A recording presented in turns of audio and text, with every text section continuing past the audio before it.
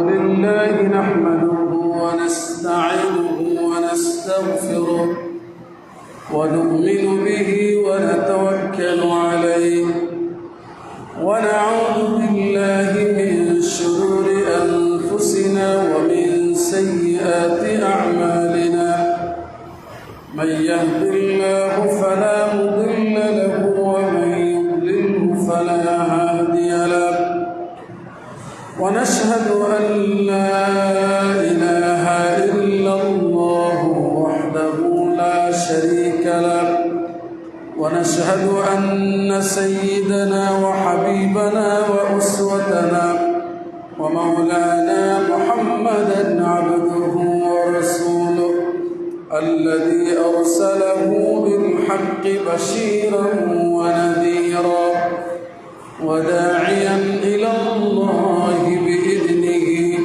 وسراجا منيرا أما بعد فقد قال الله تعالى في كلامه المجيد وفي فرقانه الحميد أعوذ بالله من الشيطان الرجيم بسم الله الرحمن الرحيم إن مثل عيسى عند الله كمثل آدم خلقه من تراب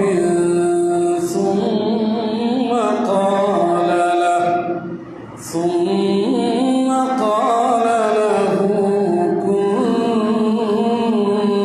فيكون الحق من ربك فلا تكن من الممترين وقال سبحانه وتعالى إن الله وملائكته يصلون على النبي يا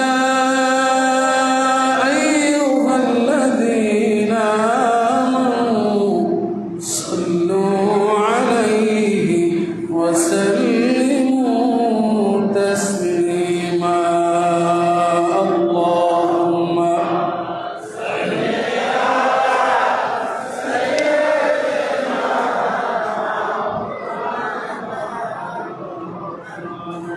وعلى آل سيدنا مولانا اللهم صل على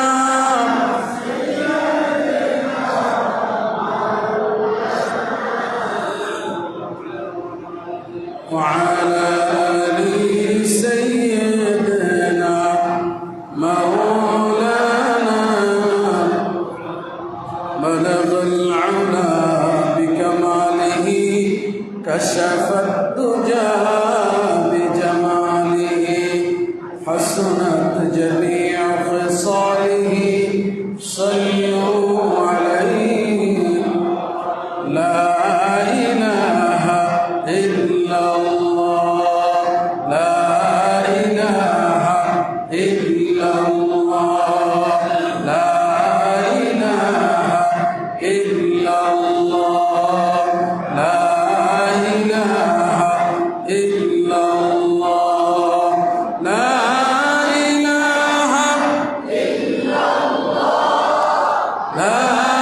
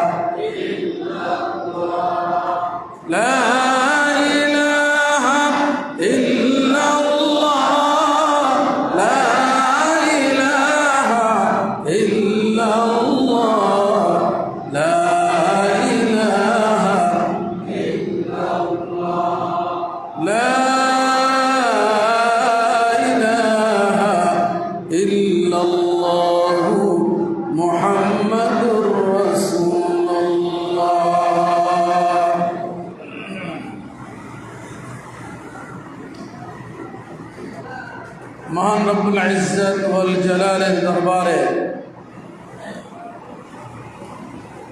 ইখলাসের সাথে শুকর আদায় করছি যে আল্লাহ গত জুমা থেকে নিয়ে এই পর্যন্ত আমাদেরকে জীবিত রেখে ঈমানের হালতে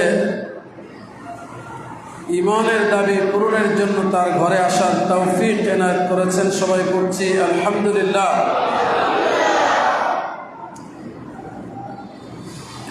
সম্মানিত দ্বীনী ভাইরা, কয়েকটি জুমা ধরেই আমরা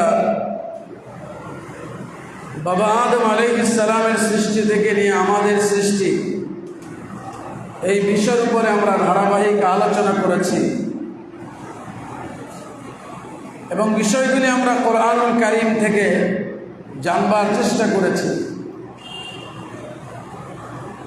এর মধ্যে অত্যন্ত গুরুত্বপূর্ণ একটি বিষয় আমরা আলোচনা করেছি, সেটা হচ্ছে কোরআনের ভ্রূণ তত্ত্ব। আল্লাহ সুবহানাহু ওয়া তাআলা আমাদেরকে আমাদের মায়ের গর্ভে এক এক করে 7টি স্তরে আমাদের সৃষ্টির পূর্ণতা দান করেছেন। প্রিয় ভাই সব, কোরআনুল কারীমের সূরা আলে ইমরানের 59 এবং 60 নং ছোট্ট দুটি আয়াত তিলাওয়াত করেছি। এই 59 নং আয়াতের প্রথম অংশের ভেতরে আল্লাহ সুবহানাহু ওয়া তাআলা আমাদের সৃষ্টি এই যে 7টা স্তর, এই 7টা স্তর যে কোনো সাধারণ বিষয় নয়, এই ব্যাপারে সূরা আলে ইমরানের 59 নং আয়াতের প্রথম অংশের মধ্যে আল্লাহ তাআলা এমন এক গাণিতিক রহস্য লুকিয়ে রেখেছেন যার পুরোটার সম্পর্ক 7 সংখ্যার সাথে, যেটা নিয়ে চিন্তা ভাবনা করলে একজন বুদ্ধিমান জ্ঞানী ব্যক্তি এই সাক্ষ্য দেয়া ছাড়া আর কোনো রাস্তা নেই যে আল্লাহ রাব্বুল আলামিনের পক্ষ থেকে আসা কোরআনুল কারীম এমন এক জ্ঞানে ভরা বিস্ময়কর কিতাব যা শুধুমাত্র আল্লাহ রাব্বুল আলামিনের পক্ষ থেকেই এটি মানুষের কাছে আসা সম্ভব, কোনো মানুষ দ্বারা রচিত হওয়া সম্ভব নয়। সম্মানিত হাজরিন,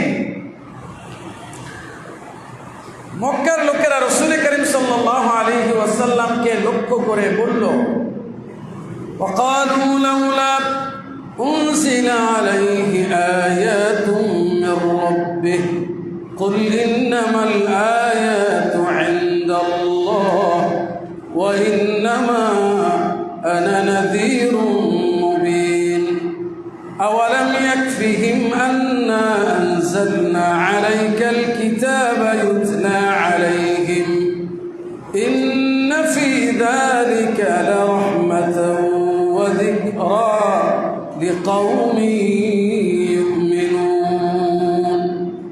دين বিরোধী, কোরআন বিরোধী অবিশ্বাসী সম্প্রদায় রাসূলকে লক্ষ্য করে বলল, সে যদি নবী হবে, এটা সত্য যদি হয়, লাউলা উনজিলা আলাইহি আয়াতুম মির রাব্বিহি, তাহলে তার রবের পক্ষ থেকে তার উপরে নিদর্শন অবতীর্ণ হয় না কেন? আবার বলছি, ইসলাম বিরোধী শক্তি, অবিশ্বাসী সম্প্রদায় রাসূলের নবুয়তকে প্রশ্নবিদ্ধ করবার জন্য তারা বলল, যদি সে নবী হবে তাহলে তার রবের পক্ষ থেকে তার উপরে মুআজিজা, আয়াত, নিদর্শন অবতীর্ণ হয় না কেন? জবাবে আল্লাহ সুবহানাহু ওয়া তাআলা বললেন, নবী আপনি বলুন, ইন্নামাল আয়াতু ইনদাল্লাহ, আয়াত আর নিদর্শন এটি আমি মুহাম্মদের পক্ষ থেকে অবতীর্ণ করবার কোনো শক্তি রাখি না, এটা আসে সরাসরি আল্লাহর পক্ষ থেকে, এটি আল্লাহর সাথে সম্পৃক্ত বিষয়। ওয়া ইন্নামা আনা নাযীরুম মুবিন, আর আমি মুহাম্মদ স্পষ্ট একজন সতর্ককারী। এরপরে আল্লাহ তাআলা তাদের এই নিদর্শন দেখবার যে চাহিদা, এটার জবাবে চূড়ান্তভাবে আল্লাহ তাআলা বললেন, আওয়ালাম ইয়াকফিহিম আন্না আনজালনা আলাইকাল কিতাবা ইতলা আলাইহিম, এটা কি তাদের জন্য যথেষ্ট নয়? তারা যে মুজিজা, যে নিদর্শন দাবি করছে, সেই নিদর্শনের জন্য, সেই মুজিজা দেখবার জন্য এটা কি যথেষ্ট নয় যে আমি আপনার উপরে যে কোরআন অবতীর্ণ করেছি, যা তাদেরকে তেলাওয়াত করে শোনানো হচ্ছে, এই কিতাবটা কি মুজিজা হিসাবে, নিদর্শন হিসাবে, আয়াত হিসাবে যথেষ্ট নয়? প্রিয় মুমিন ভাইয়েরা, এর মানে হচ্ছে নিদর্শন, মুজিজা, আয়াত অলৌকিক বিষয়, যার প্রতি স্বাভাবিক প্রবণতা মানুষের রয়েছে দেখবার। এই অলৌকিক মুজিজা, নিদর্শন, আল্লাহ রাব্বুল আলামিন যে কোরআনটি অবতীর্ণ করেছেন, এই কোরআন হচ্ছে সবথেকে বড় মুজিজা, সবথেকে বড় অলৌকিক বিষয়, সবথেকে বড় নিদর্শন। কথাটা কি বুঝে আসছে? তাহলে কোরআন হচ্ছে সমস্ত বিস্ময়ের বিস্ময়। প্রিয় ভাই সব, কেন বললাম কোরআনুল কারীম? আল্লাহ তাআলা বলেছেন ইয়াসিন ওয়াল কোরআনিল হাকীম। আল্লাহ তাআলা বলেছেন বিজ্ঞানময়, জ্ঞানে ভরা কিতাবের কসম। সেই কিতাবটা কোনটা বলেন তো? বলেন আবার। কোরআনুল কারীম জ্ঞান বিজ্ঞান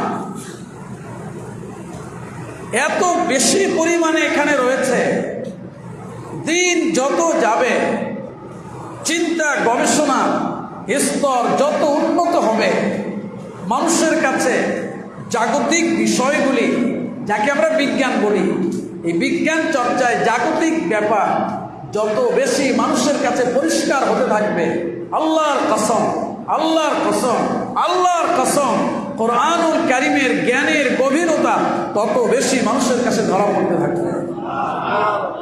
আমি বলবো আজকে এটা আংশিক হলেও।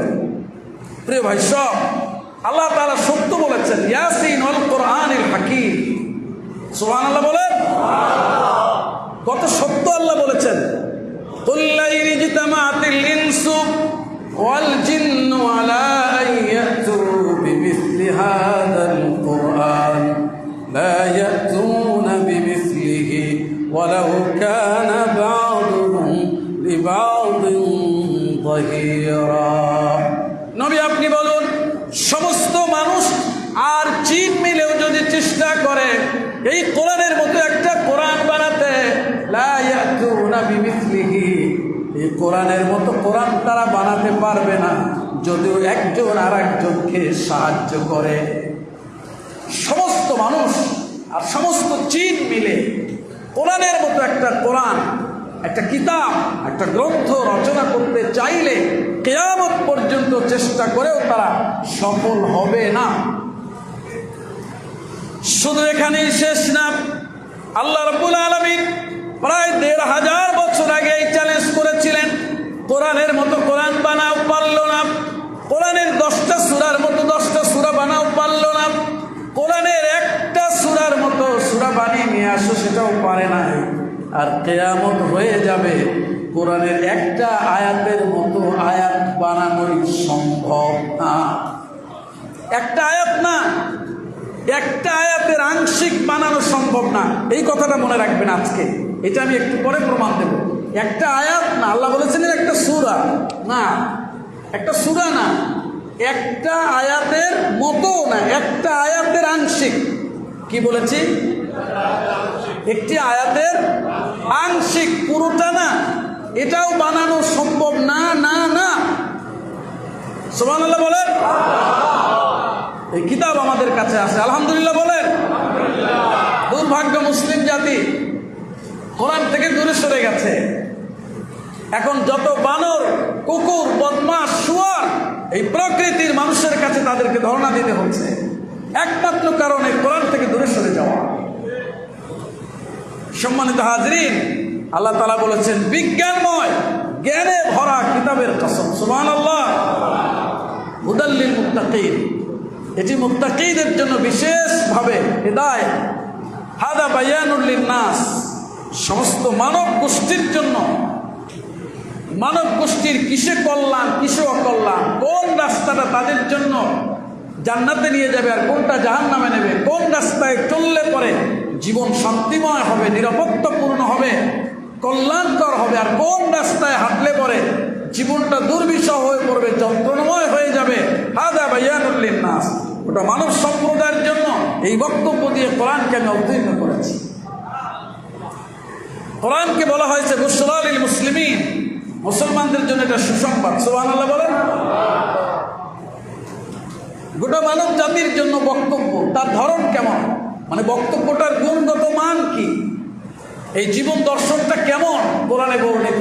সূরা বানী ইসরাঈল আল্লাহ তাআলা বলেছেন, ইন্না হাযাল কুরআন ইয়াহদি লিল্লাতী হিয়া আকওয়াম, নিশ্চয়ই এই কোরআন যে পথ প্রদর্শন করে, যে রাস্তা দেখায়, যেই জীবন আদর্শের কথা বলে, এই জীবন আদর্শ, এই রাস্তা, এই পথ সবচেয়ে সেরা, অর্থাৎ এর চাইতে দামি, শ্রেষ্ঠ, মানুষের জন্য কল্যাণকর, সার্বজনীন কল্যাণ নিহিত আর কোনো রাস্তা নাই কোরআনে বর্ণিত রাস্তার বাইরে। আলহামদুলিল্লাহ বলেন।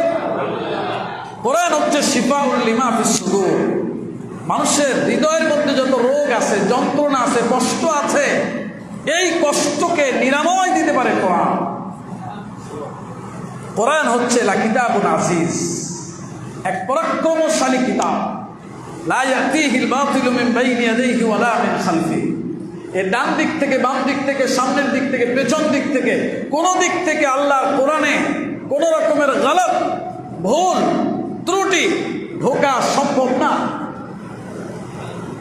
পৃথিবীর কোন শক্তির মধ্যে ভুল ঢুকাতে পারবে না। সুবহানাল্লাহ বলে।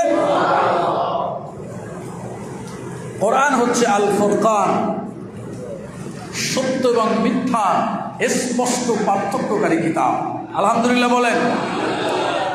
সাইয়্যিদুনা আলী বলেছেন, ইন্নাল কোরআন যাহিরুহু আনিকুন, কোরআনের উপরিভাগটা খুবই সুন্দর, ওয়া বাতিনুহু আমিকুন, আর এর গোপন দিকটা বড় গভীর। কোরআনের দুইটা দিক, একটা বাহ্যিক আর একটা গোপন। বাহ্যিক দিক হল কোরআনের এই সুন্দর তিলাওয়াত, ভাষা শৈলী, সাহিত্যমান, এর আইন ও কানুন, এটা হল এর জাহিরি দিক।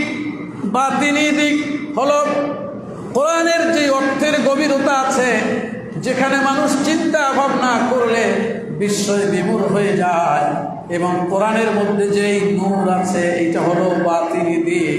সাইয়্যিদুনা আলী বলেছেন, জাহিরি দিক সুন্দর, ওয়া বাতিনুহু আমিকুন, আর এর বাতিনের দিকটা বড় গভীর। লা তাফনা আজাইবুহু ওয়ালা তানকাদি গরাইবুহু ওয়ালা তুকশাফু যুলুমাতু ইল্লা বিহি। কোরআনের বিস্ময়কারিতা, এর অভিনবত্ব, নিত্য নতুন জ্ঞান, বিজ্ঞান, চিন্তার যে দ্বার উন্মোচন করে কোরআন, এইটা কোনো দিন পুরনো হবে না, আর কোনোদিন এর গুণগত মানও ক্ষয়েও যাবে না, হারিয়েও যাবে না। এর অভিনবত্ব কিয়ামত পর্যন্ত সবার কাছে সব থেকে লেটেস্ট জ্ঞানের দ্বার হিসেবে বিবেচিত হতেই থাকবে। সুবহানাল্লাহ বলেন। প্রিয় ভাই সব, শেষ বলেছেন, ওয়ালা তুকশাফু যুলুমাতু ইল্লা বিহি, মানব জীবনের অন্ধকার সমূহ দূর হবে না কোরআনের আইন ও কানুন প্রয়োগ করা ছাড়া। এ হলো কোরআন সম্পর্কে কিছু বক্তব্য। এবার চলুন যে আয়াতটি পড়েছি, মনে আছে? সূরা আলে ইমরান, আয়াত নম্বর কত বলেন সবাই? 59 এবং 60। 59 নং আয়াতের প্রথম অংশ, ইন্না মাসালা ঈসা ইনদাল্লাহি কামাসালি আদম, নিশ্চয়ই আল্লাহর কাছে ঈসার দৃষ্টান্ত আদমের মতো। বুঝে আসছে বাংলা অর্থ? আবার বলছি, নিশ্চয়ই ঈসার দৃষ্টান্ত, ঈসা আলাইহিস সালাম, তার দৃষ্টান্ত আল্লাহর কাছে আদমের মতো। খ্রিস্টান সম্প্রদায়ের লোকেরা তাদের মধ্যকার এক শ্রেণী নবী ঈসা আলাইহিস সালামের জন্মের পরে প্রশ্ন করল, বাবা ছাড়া কেমন করে তিনি পয়দা হলেন? এটা তাদের কাছে ছিল অসম্ভব, এবং তারা ওয়ালা ইয়াযু বিল্লাহ নবী ঈসা আলাইহিস সালামের মা মারিয়ামের প্রতি তারা অপবাদ আরোপ করেছিল। মন আল্লাহ তাআলা এর জবাবে বললেন, ঈসা আল্লাহর কাছে কার মতো?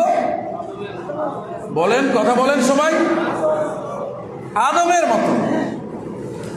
খালাকাহু মিন তুরাবিন, আল্লাহ আদমকে মাটি দ্বারা সৃষ্টি করলেন। সুম্মা ক্বালা লাহু কুন ফায়াকুন, এরপর আল্লাহ বললেন আদম হয়ে যাও, অমনি হয়ে গেল। সুবহানাল্লাহ বলেন। তার মানে আয়াতের প্রাথমিক অর্থ হচ্ছে জাহিরি, এই অর্থটা হচ্ছে আল্লাহ তাআলা হচ্ছেন কুন ফায়াকুনের মালিক। আদমকে যেমন তিনি এই শক্তি দ্বারা সৃষ্টি করেছেন, ঈসাকেও আল্লাহ তাআলা এই কুন ফায়াকুনের মাধ্যমে সৃষ্টি করেছেন। কথা বুঝে আসছে ভাইয়েরা? কিন্তু আমরা কেন আজকে বললাম যে আমরা মায়ের গর্ভে যে 7টা স্তর পার করেছি, তার রহস্য আছে এই আয়াতের মধ্যে। শুনতেছেন তো? এইটা হলো মূল আলোচনা। এতক্ষণ যা বলেছি এই মূল কথাটা বোঝাতে। কথা বুঝে আসছে ভাইয়েরা? আমাদের মায়ের গর্ভে কয়টা স্তর অতিক্রম করেছি আমরা? 7। কয়টা? 7।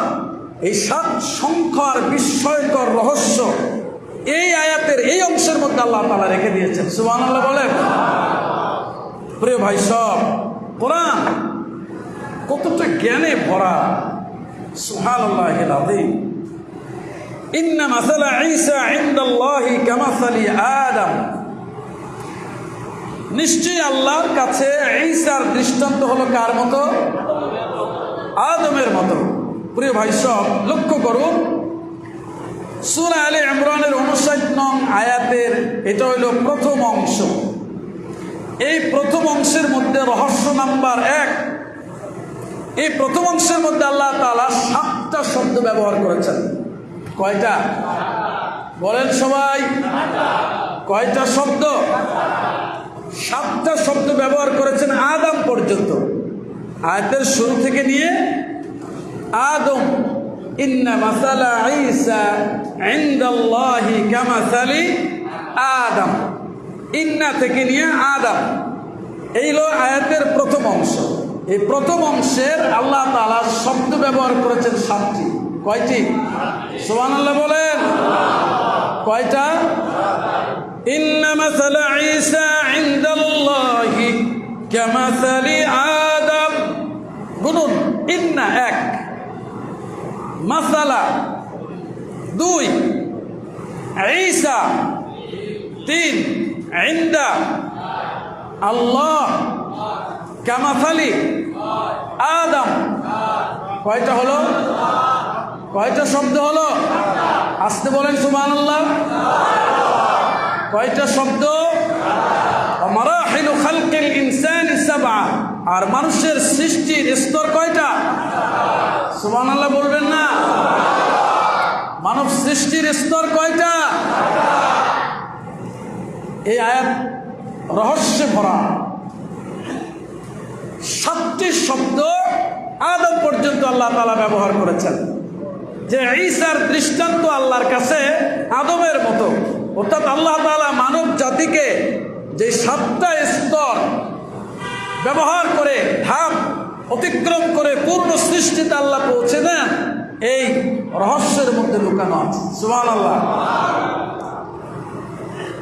7টা স্তর কি ছিল মনে আছে? 1, মিন সুলালাতিন মিন তিন, আল্লাহ মানুষকে মাটির সার নির্যাস। 1, 2 নুতফা, শুক্রকীট, শুক্রবিন্দু। সূরা মুমিনুনের আলোচনায় এটি আলোচনা করেছিলাম, মনে আছে? 3 আলাকা, রক্তপিণ্ড। 4 মুদগা, মাংসপিণ্ড। 6 ইযাম, হাড়। 5 ইযাম, হাড়। 6 লাহমুন, শেষে যে গোশত দিয়ে আমাদেরকে ছাউনি দেওয়া হয়েছে এই গোশত। আর 7 খালকান আখার, পূর্ণ আকৃতি, অবয়ব এবং রূহ ফুঁকে দেওয়া। সুবহানাল্লাহ বলুন। সম্মানিত হাজরিন, দ্বিতীয় রহস্য, ইন্না মাসালা ঈসা ইনদাল্লাহি কামাসালি আদম। শব্দ কয়টা বলেছি? 7টা শব্দ। ইন্না শব্দটা হচ্ছে তাকিদ, নিশ্চয়তা দান করতে। নিশ্চয়, এই কথাটা আরবি হচ্ছে ইন্না। ইন্না বাদ দেওয়ার পরে আদম পর্যন্ত কয়টা শব্দ থাকে? 6টা। কয়টা থাকে? 6টা। ইন্না মাসালা ঈসা ইনদাল্লাহি কামাসালি আদম, কয়টা শব্দ? 7। ইন্না বাদ দিলে কয়টা থাকে? 6। দেখুন, সুবহানাল্লাহিল আযীম। ইন্না মাসালা ঈসা ইনদাল্লাহি কামাসালি আদম, 7 শব্দের প্রথম ইন্না শব্দটা বাদ দিলে পরের যেই 6টা শব্দ আছে, প্রত্যেক 2টা শব্দ আল্লাহ 7টা হরফ দ্বারা নির্মাণ করেছেন। কয়টা হরফ?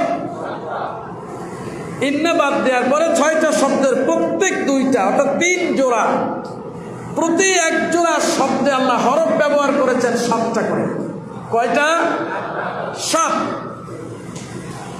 মাসালা ঈসা, একটা জোড়া। মাসাল 3টা অক্ষর, ঈসা 4 অক্ষর। কয়টা হইল? প্রথম জোড়া। 2 ইনদাল্লাহ, আল্লাহর কাছে। ইনদা 3টা অক্ষর, আল্লাহ কয়টা অক্ষর? হ্যাঁ, কেউ বলে 2টা, কেউ বলে 3টা, কেউ বলে 4টা। কয়টা? 4। আল্লাহ শব্দ 4, তাহলে ইনদা 4, 3, আল্লাহ 4। কয়টা হইল? কামাসালি আদম, কয়টা? 7। কামাসালি 4, আদম 3, কয়টা হইল?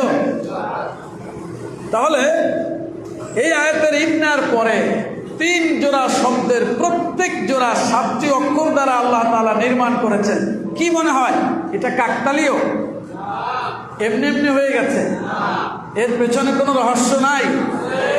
মারাহিলু খালকিল ইনসানি 7, মানুষ সৃষ্টি স্তর বিন্যাস হচ্ছে 7। আল্লাহ তাআলা সেই রহস্য এখানে রেখেছেন। সুবহানাল্লাহ বলেন।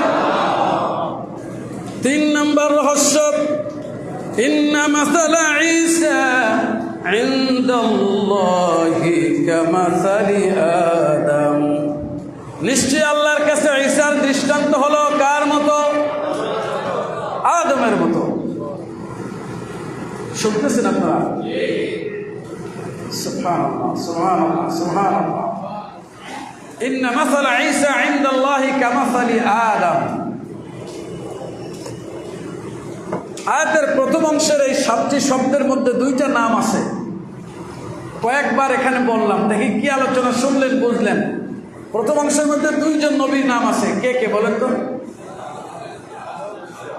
মাশাআল্লাহ, ঈসা এবং আদম। ঈসা, খুব মনোযোগ দিয়ে শুনুন। ঈসা আলাইহিস সালাম, এই ঈসা নামটি গোটা কোরআনে ব্যবহার হয়েছে 25 বার। কতবার? 25 বার।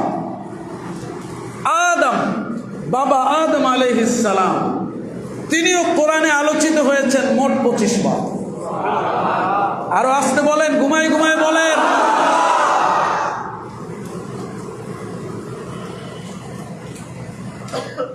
কোরআনের মতো দৌলত আমাদের কাছে আছে। কোরআনের গবেষক জীবনের সবটুকু উজাড় করে দিয়ে 70-80 বছর পার করে দিয়ে যখন মৃত্যুর বিছানায় শুয়ে পড়েন, তখন 2 চোখ দিয়ে পানি পড়ে আর আফসোস করে, আমি কোরআনের কিছুই জানতে পারলাম না। এত মহান কিতাব আমাদের কাছে আছে, আর আমরা জীবন আদর্শের জন্য ছুটে বেড়াই। কোন জায়গায় আছে শামসুর রহমানের মতো একটা নাস্তিক মার্কা নাস্তিক কবি? কোন জায়গায় আছে অবৈধ সন্তানদের মিলন মেলা? সেখানে গিয়ে তালাশ করি জীবনের আদর্শ। মুসলমান পাখির মতো গুলি করে মারবে না তো কি করবে?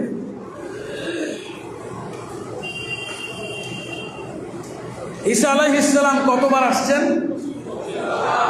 আদম আলাইহিস সালাম কতবার আসছেন? 25 বার। প্রিয় ভাই সব, সূরা আলে ইমরানের যে 59 নং আয়াতটি এখন আমরা আলোচনা করছি, এই আয়াতে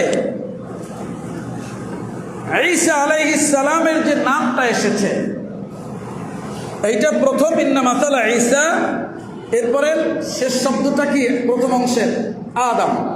ইন্না মাসালা ঈসা ইনদাল্লাহি কামাসালি আদম।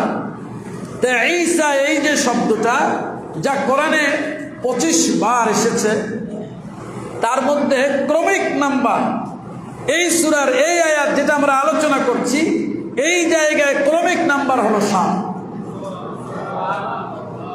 বুঝে আসে নাই সবার? ক্রমিক নাম্বার কত? এটার আগে কত? আলিফ লাম থেকে নিয়ে সূরা আলে ইমরানের এই আয়াতের আগে কয়টা? 6। এইটা 7। বাকি আছে কত? 25 বারের 18। এই 18 আছে এর পরে কোরআন শরীফে। আদম আলাইহিস সালাম একইভাবে কোরআনে যে 25 বার এসেছে, সেই 25 বারের সূরার এই জায়গায় ক্রমিক নাম্বার হলো 7। কিছু বুঝলেন? সৃষ্টির আমাদের ধাপ কয়টা গেছে? আল্লাহ বলছে আদমের মতোই ঈসা আমার কাছে। একই আয়াতে ঈসাও 7, আদমও। সুবহানাল্লাহ। ইন্না মাসালা ঈসা ইনদাল্লাহি কামাসালি আদম। আল্লাহর কাছে ঈসার দৃষ্টান্ত হচ্ছে কার মতো? আদমের মতো। আদম আলাইহিস সালামও এই জায়গায় 7, ঈসা আলাইহিস সালামও এই জায়গায় কত? 7। কি মনে হয় এটা এমনি এমনি হয়ে যাওয়া সম্ভব? একটা আয়াতের 7টি শব্দে এত রহস্য লুকানো, এও কি মানুষের পক্ষে রচনা করা সম্ভব? কত সত্যই না আল্লাহ তাআলা বলেছেন, সমস্ত জিন ও মানুষ মিলেও কোরআনের মতো একটা কোরআন বানানো তো দূরের কথা, একটা সূরাও বানাতে পারবে না। এবার আসেন আর এক মজার রহস্য। মজমুআ বিলা হাদিহিল আয়া। আদম আলাইহিস সালাম 25 বার, ঈসা আলাইহিস সালাম মোট কত হয়? 50। এবার এই আয়াতকে যদি আমরা বাদ দেই, এটা হলো এই রহস্যের বক্তব্য দেয়া হয়েছে, ইন্না মাসালা ঈসা ইনদাল্লাহি কামাসালি আদম। নিশ্চয়ই ঈসার দৃষ্টান্ত আল্লাহর কাছে কার মতো? আদমের মতো। এই আয়াত বাদ দিলে বাকি থাকে কত? 25 কত হইল? 50 থেকে এই আয়াত বাদ দিলে কত থাকে? হ্যাঁ, 49। 7 দিয়ে গুণ দেন 7কে, কত হয়? 7 কত? কি মনে হয় কোরআনের বক্তব্য কাকতালীয়? সুবহানাল্লাহ বলেন। আমার মুমিন ভাইয়েরা, এবার আসেন কোরআনের মধ্যে আল্লাহ রাব্বুল আলামিন খালাকাল ইনসান অথবা খুলিকাল ইনসান, মানুষ সৃষ্টির এই শব্দটা যে কয়বার ব্যবহার করেছেন তার সর্বমোট সংখ্যা হইল 7। কত? সর্বমোট সংখ্যা হলো 7। 30 পারা কোরআনে আল্লাহ রাব্বুল আলামিন বনি আদম বলেন যে কয়বার উল্লেখ করেছেন তার সংখ্যাও হলো একইভাবে 7। বনি আদম কয়বার? 7 বার। আমার মুমিন ভাইয়েরা, আল্লাহ রাব্বুল আলামিন রাসূলকে লক্ষ্য করে এই জন্যই বলেছেন, যার হুকুম আমাদের উপরে, আল হাক্কু মির রাব্বিকা ফালা তাকুন মিনাল মুমতারিন।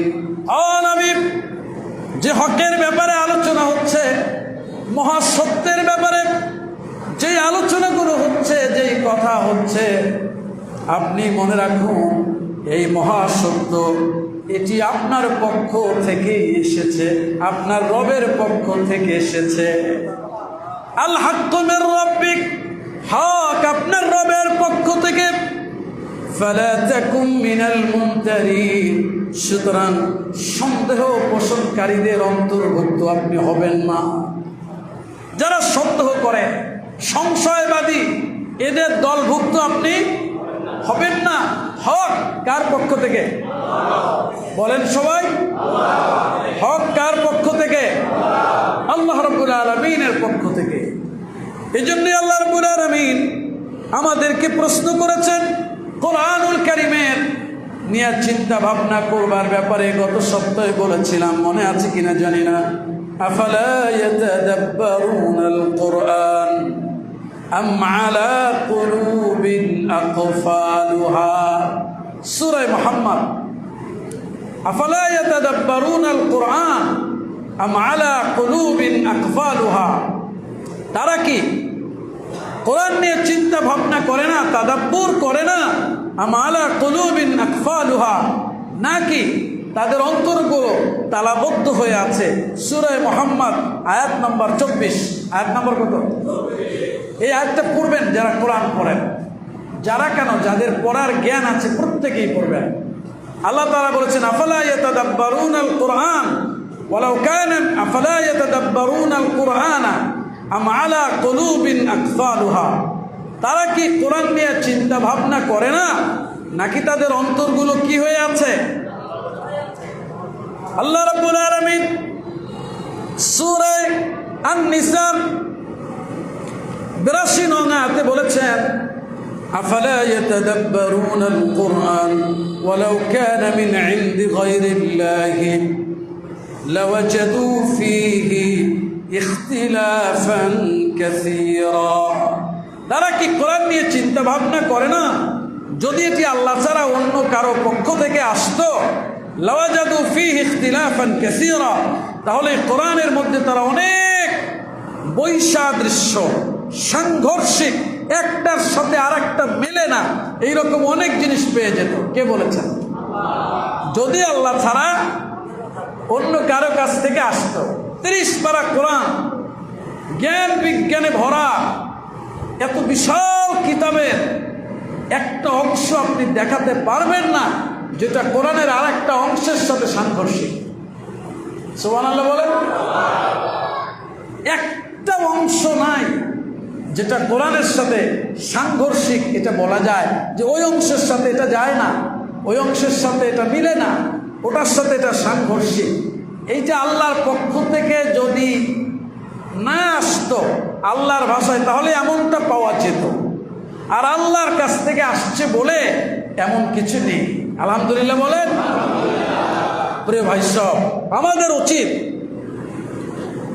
কোরআনের মতো এই মহান গ্রন্থকে নিত্যদিনের বন্ধু বানিয়ে নেওয়া, প্রতিদিনের সঙ্গী বানানো, জীবনের প্রত্যেকটি ক্ষেত্রে আল্লাহর কোরআন কি আমাদের জীবনের চূড়ান্ত সমাধানকারী হিসাবে গ্রহণ করা উচিত। এটা যতদিন না পারবো ততদিন আমাদের ইজ্জত সম্মান ফিরে আসবে না, আর যেদিন পারবো সেদিন আমাদের ইজ্জত সম্মানও ফিরে আসবে। এই জন্য আল্লামা ইকবাল বলেছিলেন, वो जमाने में मुअज़्ज़िज़ थे हामिले कुरआन होकर और तुम खार हुए तारिके कुरआन होकर।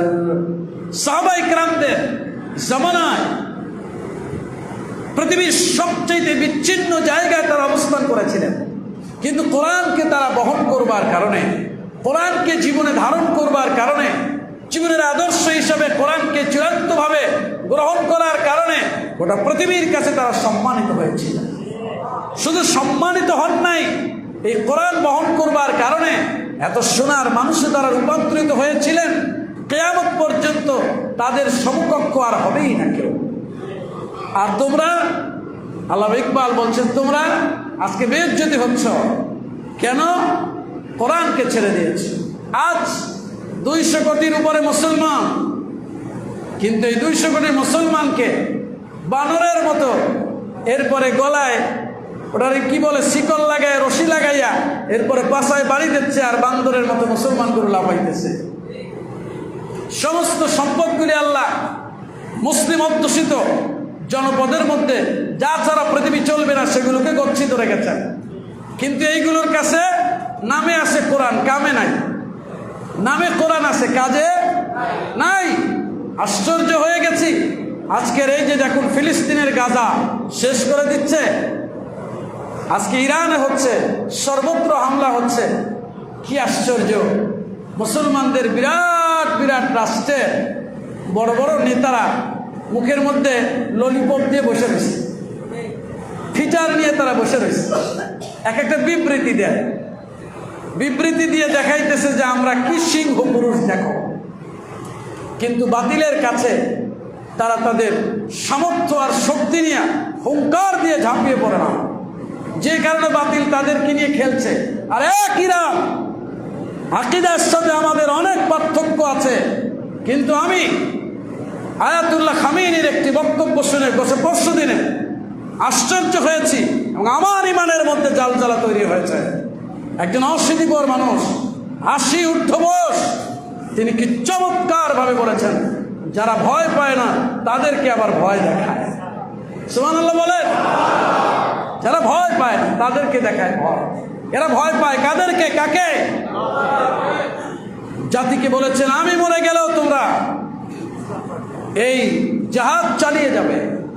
প্রিয় ভাই সব, দেখেন একজন অশীতিপর বৃদ্ধের কাছে কিভাবে নতজানু হয়ে যাচ্ছে, আর বাকি সব মুসলমানগুলো যদি সত্যি এক কাতারে শামিল হতো, আল্লাহ যেভাবে হুকুম করেছেন, ওয়াতাসিমু বিহাবলিল্লাহি জামিআন ওয়ালা তাফাররাকু, কোথায় আছে এটা? গীতায়। এই যে বললাম, এটা আছে কই? রামায়ণে, গীতায়, ত্রিপিটকে কোথায় আছে? কোরআনে আছে।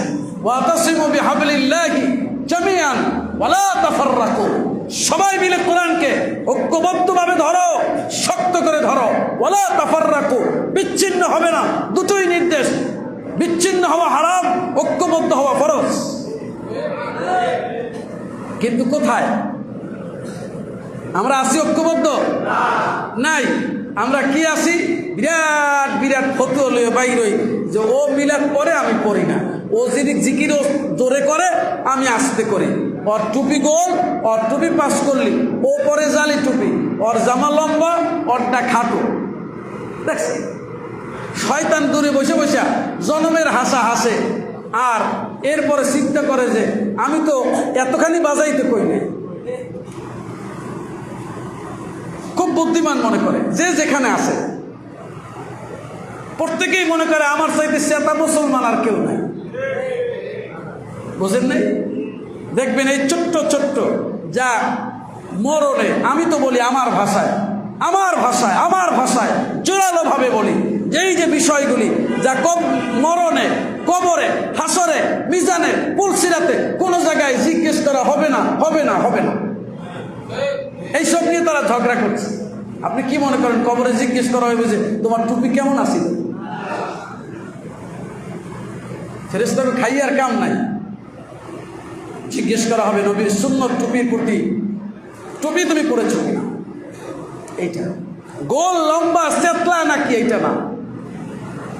ইসলাম এত ছোট, কি আশ্চর্য ব্যাপার, যেখানে আল্লাহ রসুল বলেছেন যে আমাদের কিবলায় নামাজ আদায় করে, আমাদের জবেহ দ্বারা জবে হওয়া পশুর গোশত খায়, সে মুসলিম। সুবহানাল্লাহ বলেন। কতটা উদার, ইসলাম। সেখানে ছোট্ট ছোট্ট বিষয় নিয়ে বিরাট বড় বড় ফতুয়া, এমনভাবে চোখ মোটা করে কথা বলে, এত জোরে বলে, মনে হয় যেন উনি জিহাদের ময়দানে আসে, এইটা আদায় করতে পারলেই জান্নাতের দুয়ার খুলে যাবে। আসলে কিছুই না। কথা বলছেন না ভাইরা? মুসলমানদেরকে ঐক্যবদ্ধ থাকতে হবে। কি থাকতে হবে? কি থাকতে হবে? ঐক্যবদ্ধ থাকতে হবে। রাশি আফগানিস্তান যখন সোভিয়েত ইউনিয়ন তাদের উপর আক্রমণ করেছিল, তখন আমাদের মতোই এইরকম নানান দলে বিভক্ত ছিল। কেউ লম্বা টুপি, কেউ সেতলা টুপি, কেউ গোল টুপি, কেউ লম্বা জামা, কেউ খাটো জামা, কেউ জোরে, কেউ আস্তে, এইসব নিয়ে বিভক্ত ছিল। সোভিয়েত ইউনিয়ন যখন ঝাঁপাই পড়ল, সব ফতুয়াবাজরা আর রাস্তা না পাইয়ে পাহাড়ের চূড়ায় গিয়ে আশ্রয় দিল। পাহাড়ের চূড়ায় যখন উঠছে, ওইটা দেখে যে গতকালকে যার বিরুদ্ধে ফতুয়া দিছিলাম সেও ওই জায়গায় আসছে। 6 মাস আগে যার লগে আমি বাহাস করছিলাম উনিও এই জায়গায় আছে। ঘটনা কি? আমরা সবাই এক জায়গায় কা। তখন চিন্তা ভাবনা করে দেখছে যে আসলে জানি আমরা ফতুয়াবাজি করেছি, এটা উচিত হয় নাই। ওরা আমাদের আক্রমণের সময় তো এইটা আলাদা আলাদা করে বাইসে দেখে না। তারা তো এখন দেখে না জোরে জিকির কে দেয়, আসতে দেয় কে, কে খাড়াই মিলাদ করে আর কে বসে পড়ে, কার জামা এইরকম, কার জামা ওইরকম, এইটা তো তারা দেখে না। দেখছে? তখন মাইটের খাইয়ে সেইখানে বসে তওবা ইস্তেগফার করে বলছে, আর হবে না, আর ফতুয়াবাজি করব নামো। ঐক্যবদ্ধভাবে আল্লাহর জমিনে আল্লাহর দ্বীন কায়েমের জন্য আমরা ঐক্যবদ্ধ থাকবো। আসলো সোভিয়েত, পালায় নাই। আমেরিকা আসলো সুপার পাওয়ার, জাঙ্গে বইতে পালায় নাই, জাঙ্গেও খুলে যাওয়ার পালা, পালাইতে বাধ্য হয়েছে ঐক্যবদ্ধ শক্তি। আজ মুসলিমরা যদি 200 কোটি মুসলমান, গাজার একজন খতিব 30 সেকেন্ডের একটা বক্তব্য দিয়ে জুমা শেষ করেছেন। তিনি বলেছেন এরকম হাজার হাজার নারী পুরুষ শাহাদাত বরণ করলো, অসংখ্য শিশুরা পঙ্গু হয়ে গেল। একটা মুসলিম ভূখণ্ডের এই অংশটা মাটির সাথে মিশায় দিল। এরপরে মুসলিম জাতির কলিজা যদি জিন্দা না হয়ে ওঠে ইমান, আমি বক্তব্য দিয়ে কি চিন্তা করব? আল্লাহ সুবহানাহু ওয়া তাআলা আমাদেরকে কোরআনের দিকে ফিরে আসার তৌফিক দান করুন। মুসলমান, কোরআন তার ইমান, কিন্তু কোরআনের বক্তব্যের বিপরীতে জীবনযাপন করেও মনে করে মুসলমান। কি একটা তামসা! কোরআনের বিপরীত জীবনযাপন তার 90%, 10 ভাগ নাম কাওয়াস্তে আছে, সেও মনে করে সে একজন খাঁটি মুসলমান। আল্লাহ তাআলা আমাদের বুঝকে সহি করে দিন, সত্যের উপরে কায়েম ও দায়েম করে দিন। গোটা মুসলিম উম্মতকে আল্লাহ তাআলা ঐক্যবদ্ধ হওয়ার তৌফিক দান করুন। ওয়া আখিরু দাওয়ানা।